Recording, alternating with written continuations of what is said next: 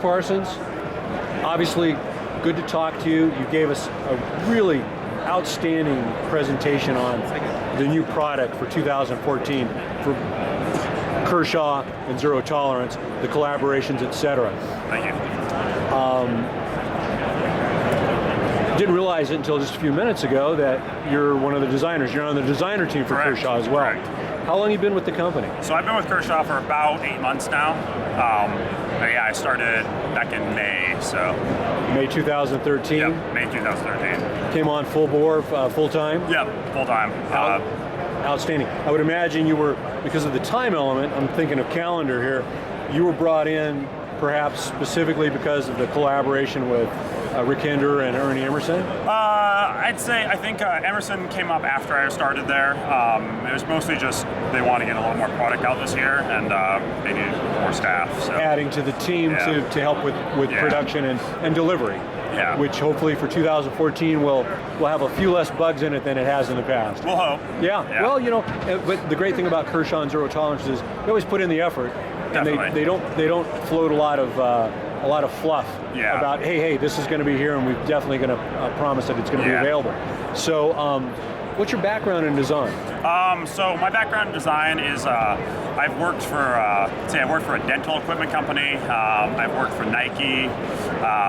I've worked here, and I've worked for a small consultancy doing like little bathroom fixtures. Not even fixtures. It's like suction cup things for showers and stuff. So it was pretty cheesy stuff. That was like, it was my first thing I ever did, and I was like, this is awesome, and then it wasn't so awesome. Well, but then you moved on to other and bigger and better things. Yep. Which that's the way life is usually. Yep. So that's outstanding. About how long have you been in design?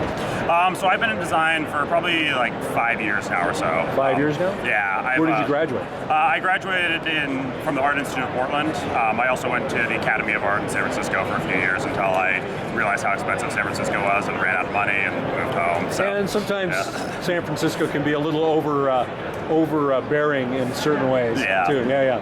So you're basically back home. Yeah, I'm back home. I grew up in Portland and have lived here for most of my life. So.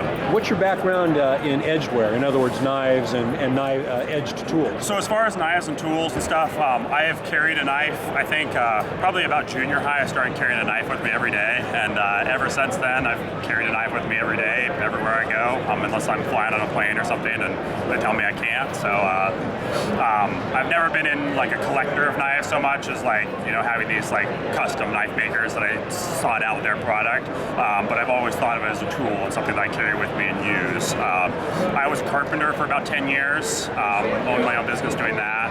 And so a knife, I think I had on me at all times. My pocket knife, my X-Acto type blade, utility knife, and a Leatherman pretty much all the time. So. Which put you on the no-fly list for TSA, of course. Exactly. But it was, I needed those tools. You need those tools, and so basically you've got a background of using the tools that you're going to need and having them with you at the appropriate times. Correct. I always like to be prepared. So.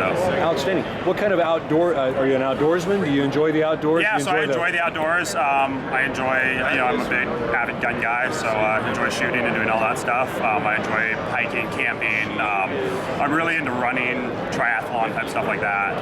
So swimming, biking, all of that. Outstanding. Stuff, so. Do you have any preference when it comes to personal defense firearms?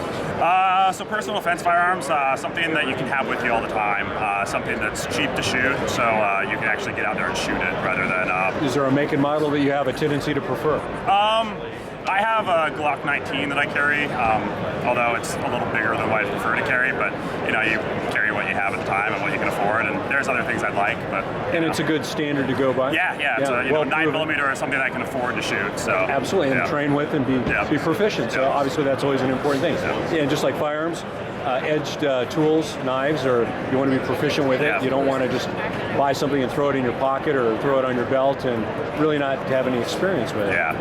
Very good. Yeah, I can't say there's one knife that I carry ever though, because I work at a knife company, so I have lots of knives. Well, you're in the right place you're in the right place to be a knife aficionado or a knife enthusiast. Yeah. So and obviously you have access to a lot of what may be in the pike and prototypes and what have you, and get a chance to try them out and see where things are going with that design.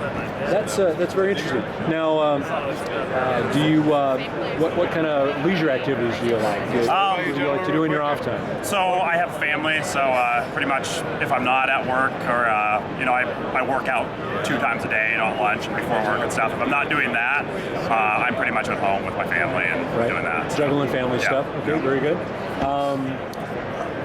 Some other off-cuff stuff that some of the guys might be interested. Do you have a favorite adult beverage?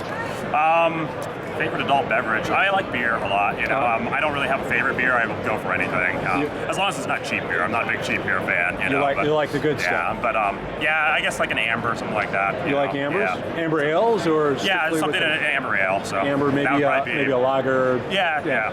Okay. Something along that line. Any particular brands that you have that are in your top maybe 3 right now? Not really, to be honest. Just whatever happens to be there. Yeah. If it strikes, it's usually whatever's at Costco, So good source, very good source. And you smoke cigars or enjoy? I don't smoke cigars or anything like that. So that's always something that some of the guys are interested in. Yeah, no, I mean, I'm a big runner and biker and all that stuff. Well, but there was a time they'd do the long bike runs, the long competitions. Yeah, the guys would be smoking cigarettes. Yeah, that's very true. You see old Tour de France pictures and stuff, and there's guys out there with their cigarettes and a beer. Yeah. Well, you got to get the carbs back in to keep going, right? Definitely. Very good. Well, listen. Thank you very much. I always like to have a little insight on the guys that are behind the products and the gear that is being manufactured and put out there. The guys that are behind, the brains that are behind the design and the brains that are behind the engineering and what have you. And so thank you very much. You have a safe trip home and you enjoy your family when you get back. Have a great rest of SHOT Show. Thank you very much.